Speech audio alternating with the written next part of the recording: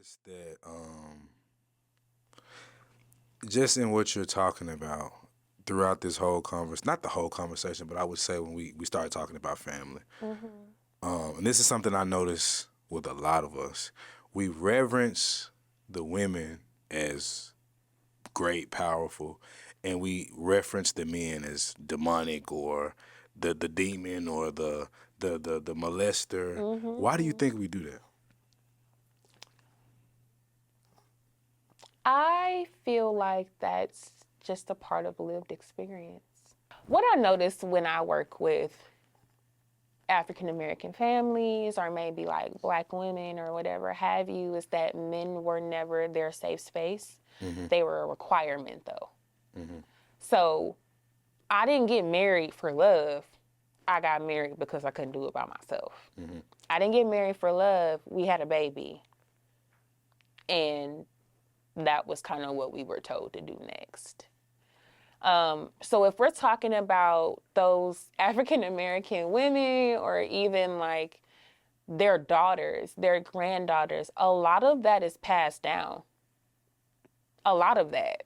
They see men as a requirement. They didn't see men as a additive, as a support, as the things that they're supposed to be, right? You are my rock. If you're not just a provider, we're in love.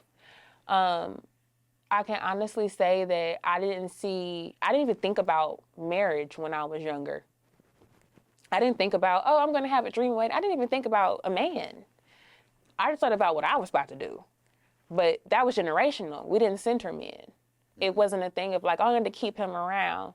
But then also, my mom's generation, they seen a lot of men be married and do cruel things in the marriage that, is a provider, is a husband, is a shelter supposed to do that?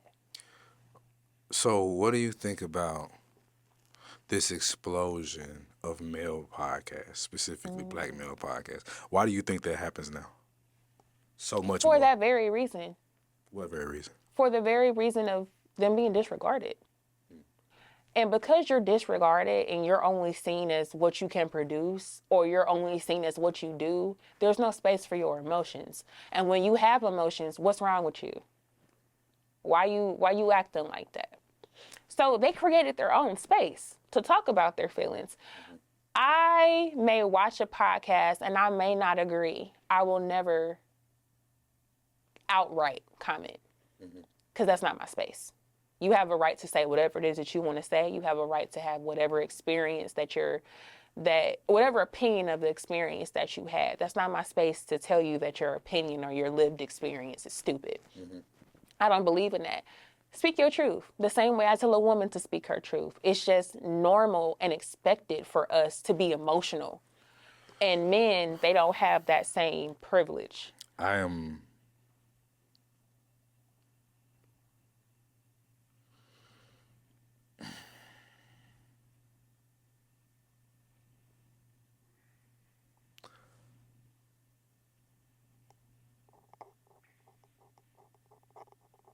Hold on. Like,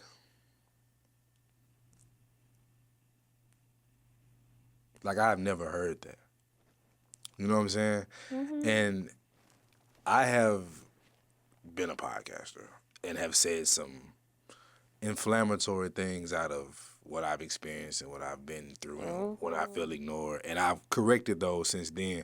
But even though I watched some of the guys go through the same thing I went through 5-6 years ago, I try to correct them, but I don't admonish them. I don't push them down because I'm like, he got to get it out. Yeah.